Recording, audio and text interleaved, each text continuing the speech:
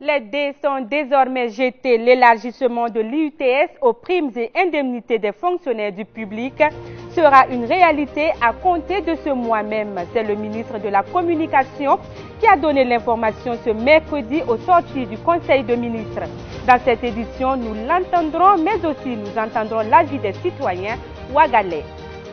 Qui dit crise sanitaire dit aussi crise économique. L'épidémie du coronavirus affecte certainement l'économie du Burkina Faso. Les opérateurs économiques, eux, sont inquiets des retombées de ce virus sur leurs affaires. Alain Koulibaly est allé à leur rencontre. C'est tout de suite dans ce journal. Et en Allemagne, c'est la fin d'une chasse à l'homme à grande échelle.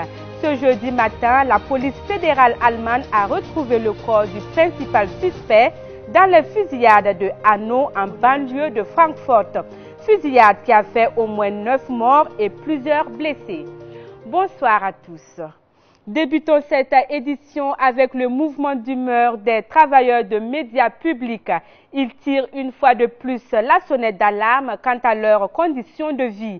À travers un sit-in débuté ce matin, le Synatic appelle le gouvernement à trouver des palliatifs pour une rapide sortie de crise. Le compte-rendu de Achille Ouedraogo et Gilles Dasda. Il est 8 h ce matin.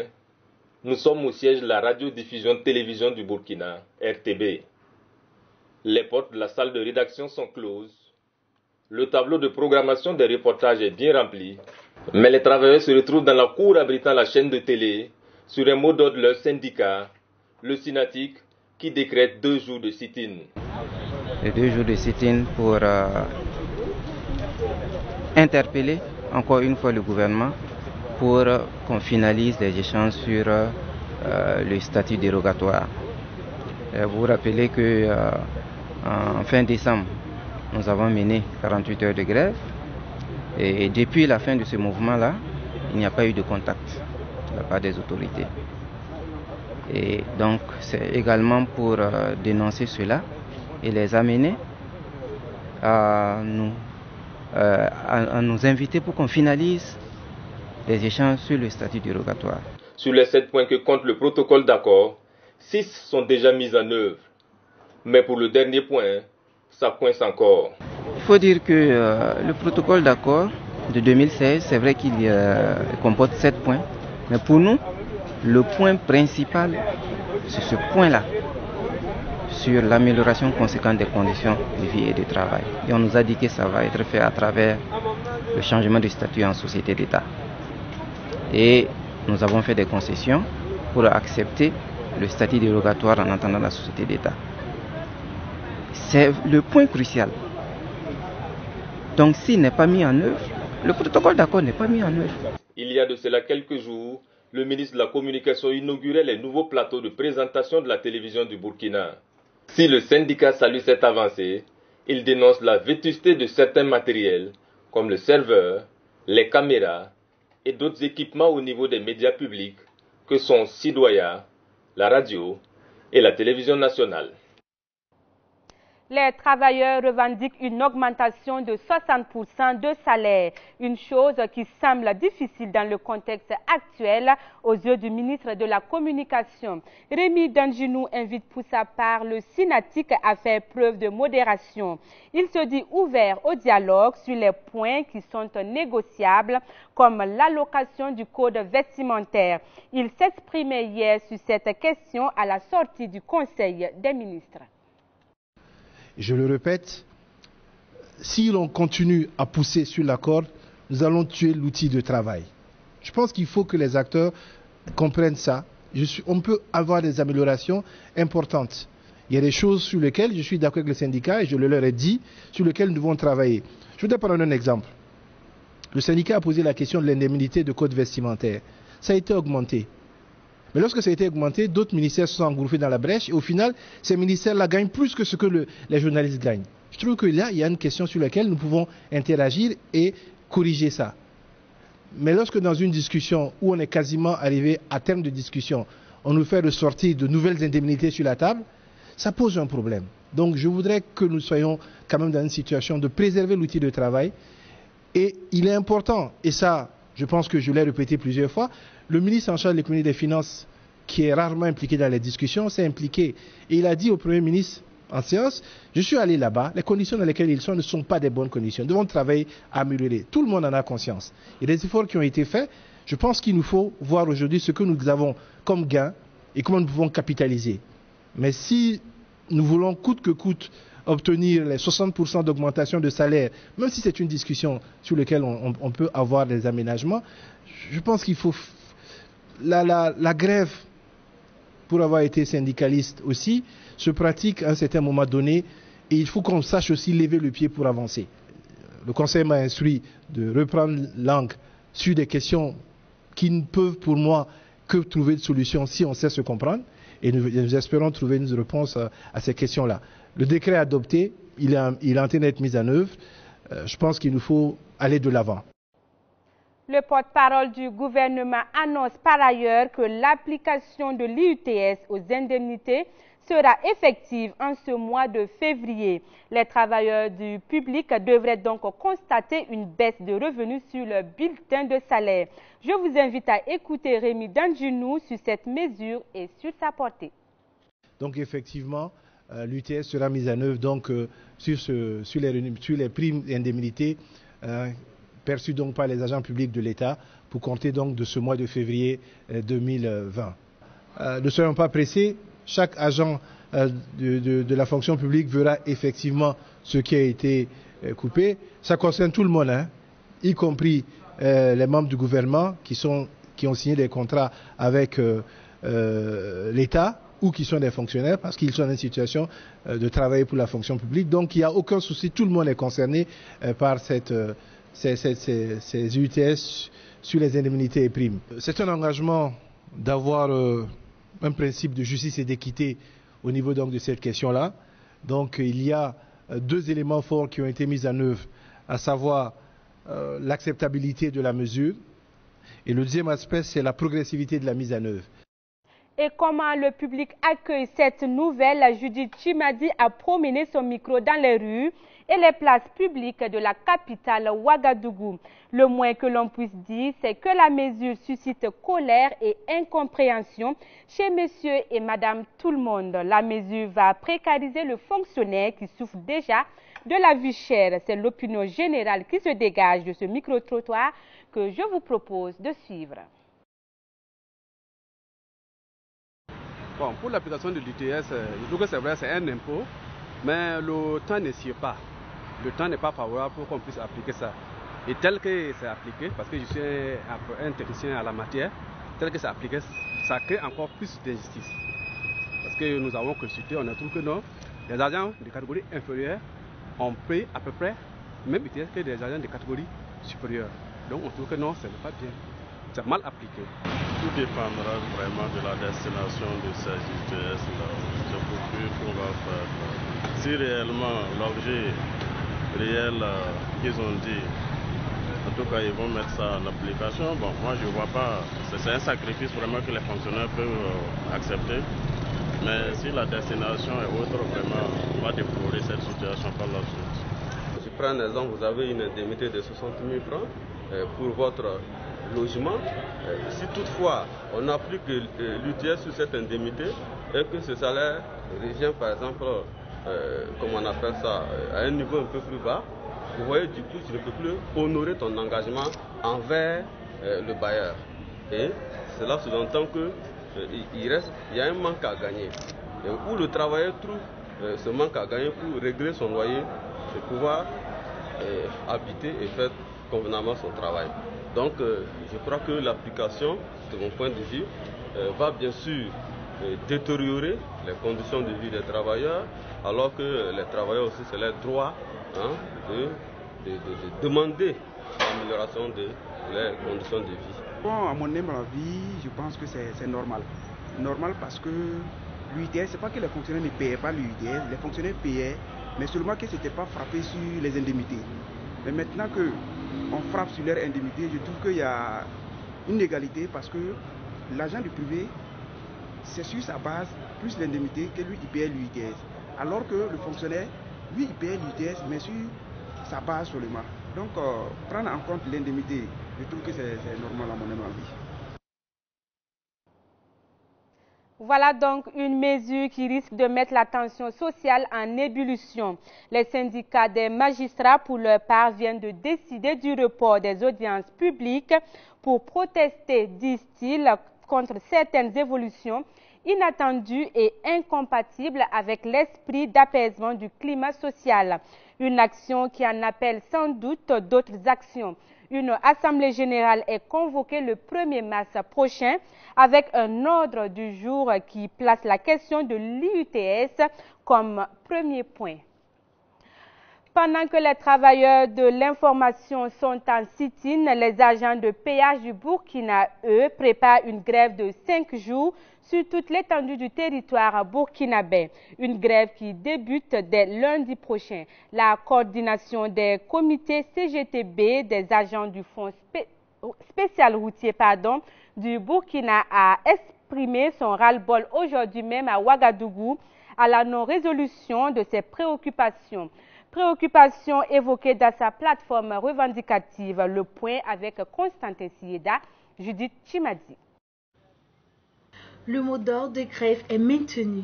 La coordination des comités CGTB des agents du Fonds spécial routier du Burkina, le FSRB, appelle tous les agents du péage à observer un arrêt de travail.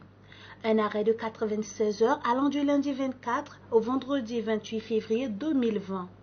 Une grève sans service minimum durant laquelle les barrières des péages resteront ouvertes. Les agents du FSRB veulent à travers cette action exiger du gouvernement la prise en compte de leur plateforme revendicative.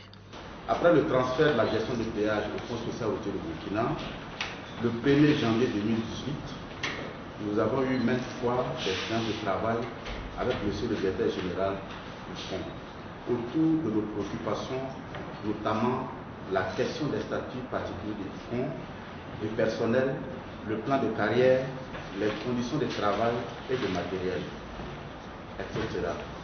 À toutes ces réponses, des promesses ont été faites à notre endroit, mais n'ont pas été respectées. La décision d'aller en grève intervient après plusieurs rencontres avec le gouvernement qui n'ont pas porté fruit, selon la coordination des comités CGTB des agents du FSRB.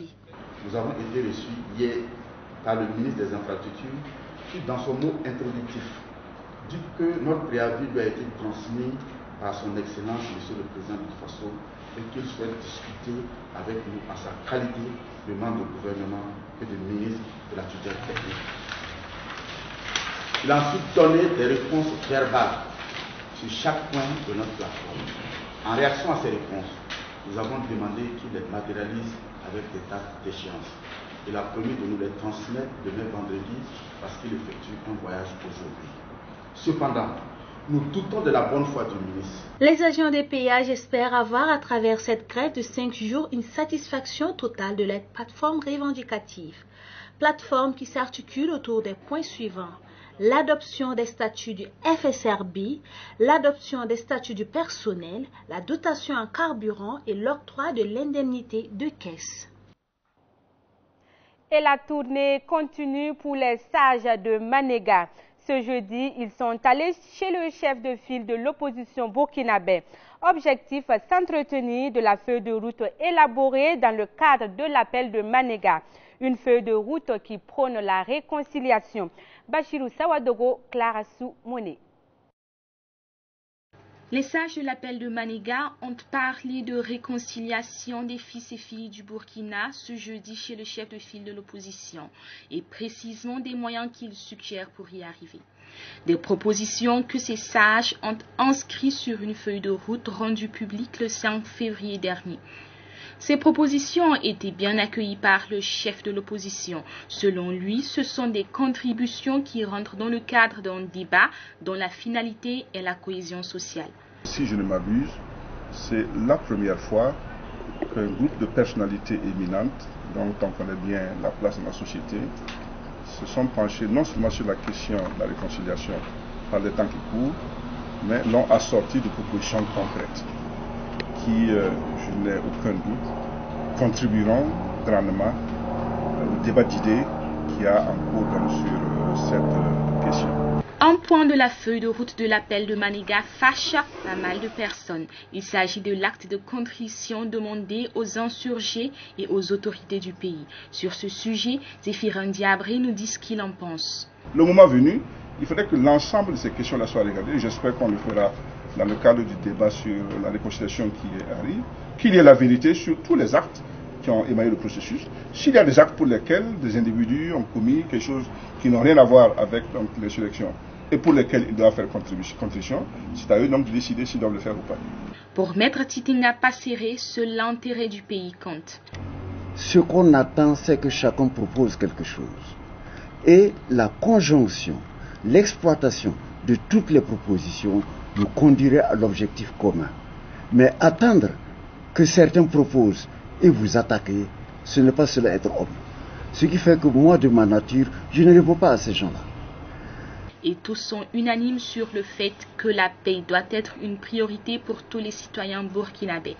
De ce fait, toutes les propositions pour y parvenir sont les bienvenues. 100 000 soldats supplémentaires pour vaincre Boko Haram.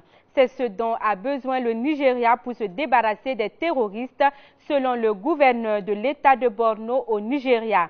Dans sa déclaration, il ajoute que la moitié de ce nombre devrait être recruté dans son État. Il demande au président de la Commission de la Défense de la Chambre des représentants de conseiller au président de discuter du recrutement massif des soldats. Le gouverneur a également déclaré le 24 février journée de jeûne et de prière pour le rétablissement de la paix dans l'État. La semaine dernière, les habitants de l'État de Borno ont hué le président Buhari lors de sa visite pour présenter ses condoléances aux familles des 30 personnes qui ont été brûlées dans leur sommeil par les militants islamistes. Autre point dans cette édition, 9 personnes ont été tuées mercredi soir dans 2 fusillades dans le centre de l'Allemagne. Un crime probablement xénophobe dont l'auteur présumé a été retrouvé mort ce matin à son domicile.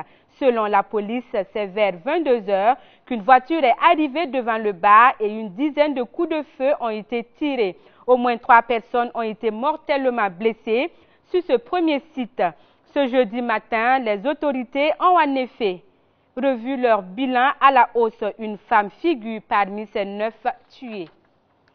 Parlons à présent de la conséquence du coronavirus sur l'économie du Burkina Faso. Ils sont nombreux, ces ressortissants burkinabés qui vont régulièrement en Chine pour des affaires.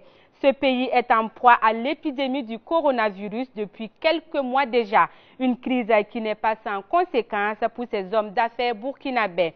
Nous sommes allés à la rencontre de quelques-uns qui nous font part de leurs inquiétudes. Bachirou Sawadogo, Alain Koulibaly. Le coronavirus apparu il y a quelques mois en Chine n'est pas sans conséquences sur l'économie burkinabé.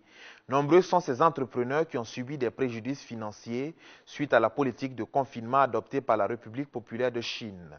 Sont de ceux-là Abdoul Tassambedo.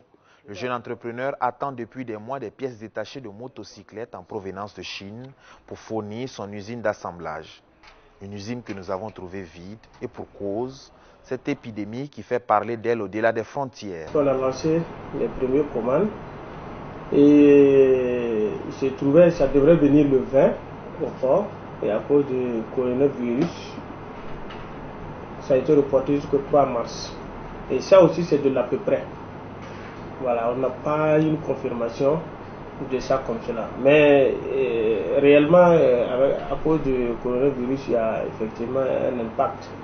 Parce qu'il y a déjà du temps qu'on va perdre, il y a des modalités de paiement, il y a tout ça là. Donc effectivement, il y a un retard de livraison par rapport à ça. L'insécurité, ça joue, il y a le coronavirus encore qui va faire un retard, alors que les banques n'attendent pas. Hein. Ça fait du moins, il faut payer leur dû. Ou si tu ne payes pas, il y a un retard où tu vas encore verser là-dessus. Donc, vraiment, s'il y a une faisabilité par rapport à tout ça, que vraiment ils viennent à notre secours, sinon c'est pas facile. Même constat au groupe Velegda. Cette société spécialisée dans le commerce de céréales a suspendu toute exportation vers la Chine depuis les débuts de l'épidémie. Toute chose qui n'est pas sans conséquence sur son chiffre d'affaires. Je peux vous assurer que les entreprises burkinabées, bon, je ne dirais pas burkinabées, mais presque toutes les entreprises du monde sont impactées. En l'occurrence, le groupe Veleda, parce que les commandes sont sensiblement diminuées, surtout le sésame.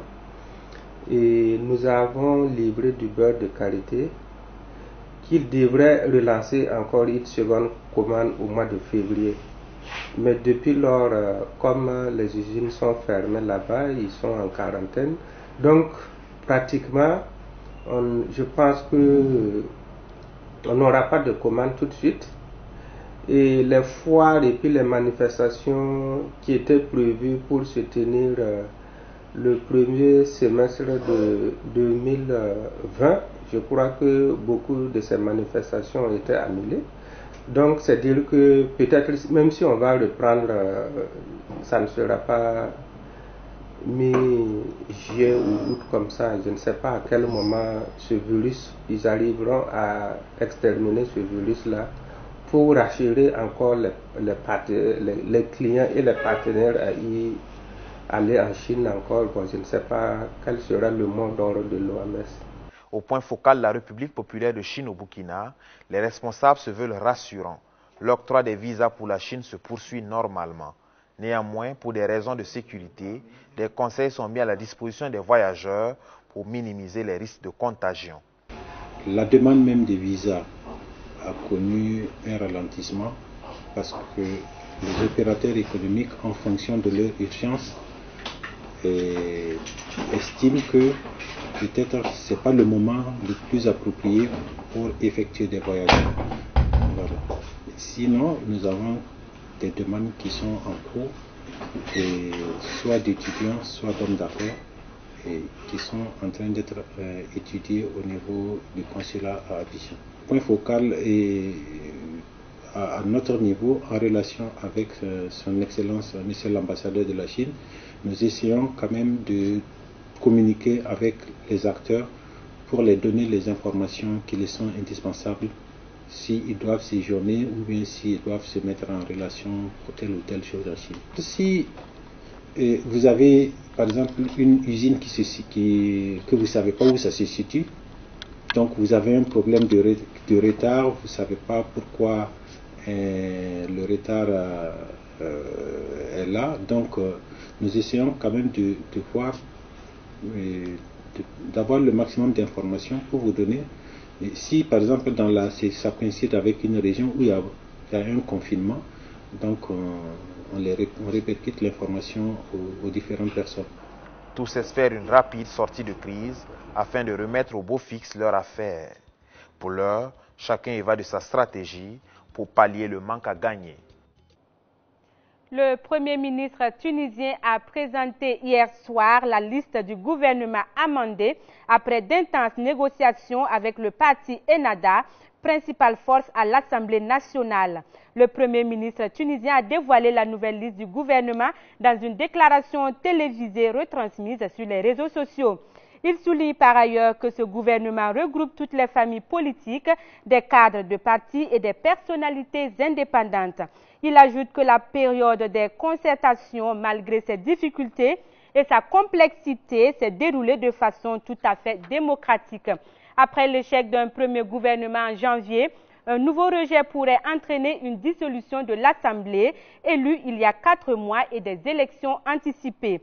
Cette décision revient au président tunisien si d'ici le 15 mars, le pays ne dispose toujours pas de gouvernement. Le monde des médias burkinabés est en deuil. Yannick Sankara, jeune patron de presse, promoteur du média en ligne, est décédé hier dans un accident. Son décès survient alors que son journal en pleine ascension s'affirme de plus en plus comme incontournable au Burkina Faso. Gilles Dasda nous en dit plus sur le défunt à travers le témoignage de ceux qui l'ont connu. Quelques 3 jours avant son décès, Yannick Sankara, à droite sur l'image, publiait ce post sur sa page Facebook. La photo est accompagnée d'une légende aux allures subliminales. Jusqu'ici, tout va bien. Journaliste culturel et fondateur du média en ligne Afrielba, Yannick Sankara a perdu la vie hier des suites d'un accident de circulation en Côte d'Ivoire. Dans le même drame, son ami Youssouf Bonkungu, fils du richissime homme d'affaires Mahamadi Bonkungu d'Iebomaf, a aussi péri. Les deux hommes s'affichaient régulièrement ensemble sur leurs publications. À ses débuts dans le métier de journalisme, Yannick Sankara a d'abord fait ses armes aux éditions Le Pays. D'abord intéressé par le sport, il va se pencher ensuite sur la culture. Lorsque celui qui a été son mentor dans ce journal évoque la personne de feu son protégé, l'émotion n'est jamais loin. Mais c'était difficile parce que Yannick m'a beaucoup aimé. Je l'ai beaucoup aimé. Et des anecdotes sur leur vécu, Antoine Bationo en a à l'appel. Parce qu'il savait aussi s'aimer, la bonne humeur partout où il passait. On l'appelait le bébé de la rédaction, toujours en train de sourire, même quand il se fâche. Ça n'allait pas loin. À cause de lui, ils m'ont déclaré parrain, comme ça, à vie. Ils le disaient à les cérémonies de dédicace, parrain. Je ne sais pas s'il faut dire à vie d'Emilo, le chanceux. Donc, j'étais toujours présent aux activités d'Emilo. Jusqu'à aujourd'hui, Yannick me disait que Emilo a gardé ma bière au frigo et c'est congelé et que je ne passe pas boire, ça va exploser. Avec son décès, le milieu culturel burkinabé perd un grand défenseur. Face à ce drame, même les personnes les plus éloquentes en perdent leurs mots. Bon, en tout cas, je n'ai pas remarqué autre chose par rapport à que je peux dire, si ce n'est pas de regretter son départ brutalement. Je connais un jeune qui aime son travail, sympa, et qui n'est pas compliqué, voilà, sympa, voilà, et puis il est courtois, voilà, et en tout cas c'est la culture qui a perdu. Qu'il fut difficile ce mercredi 19 février pour les journalistes. Quelques heures avant Yannick, David Iver Ouedraogo du service de presse de l'Assemblée nationale rangeait lui aussi définitivement sa plume. Et le choc est des plus durs pour le paysage médiatique burkinabé. Voilà, c'est ce qui met fin à notre édition du soir. Merci de votre attention. Dès demain, Alain Koulibaly vous retrouve pour d'autres actualités sur LCA.